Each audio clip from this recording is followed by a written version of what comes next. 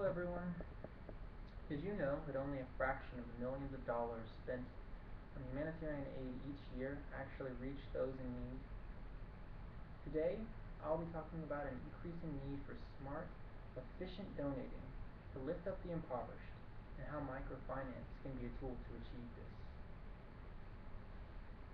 Having a deeper understanding of microfinance will help you become a more informed donor as you determine where you will offer your humanitarian aid each year.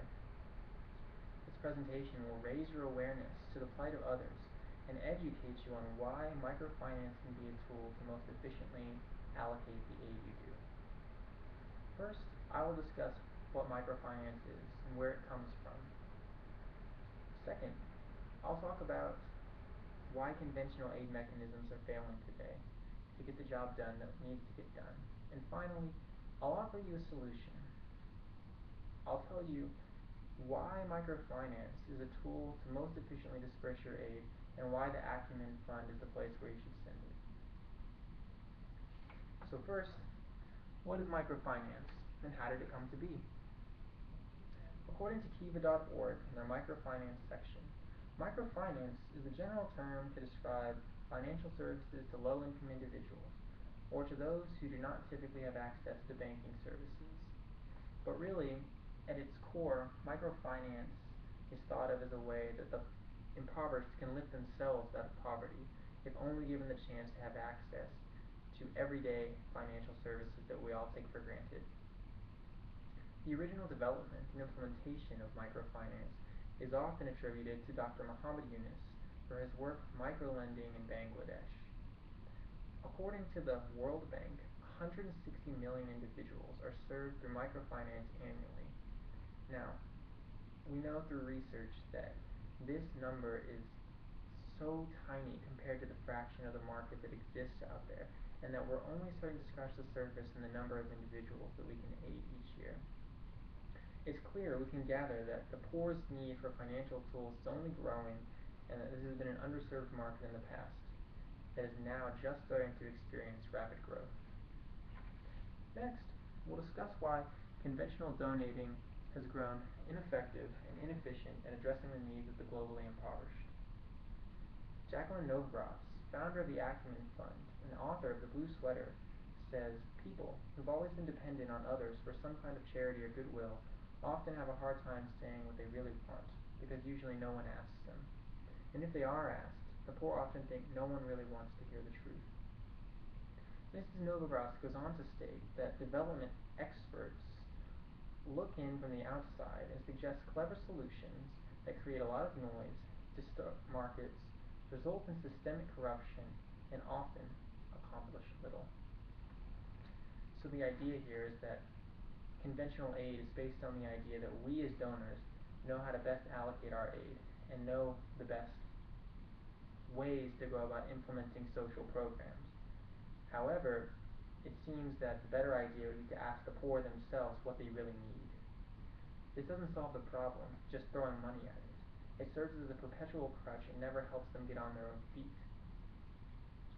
So the solution to this problem is 1, to be an informed donor and know where your money is going, and 2, to donate to a place where your money can actually impact change.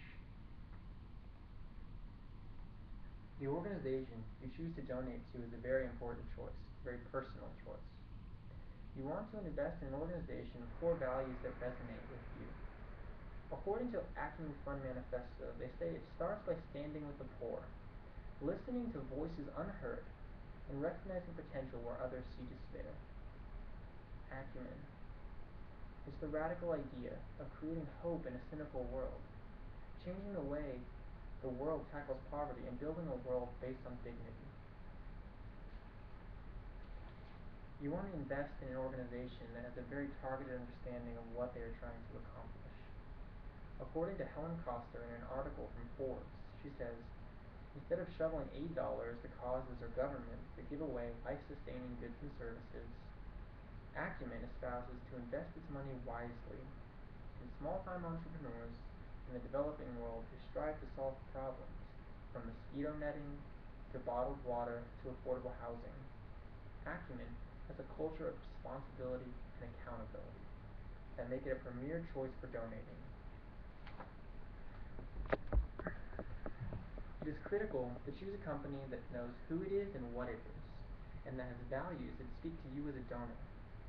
When you donate, you want to donate money to an organization where you feel your money will actually be able to reach the people who it was meant to reach.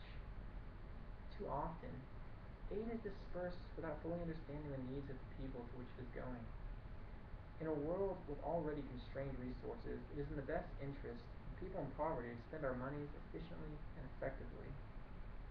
Now I realize that none of us are obligated to spend the money we work so hard for to help other people.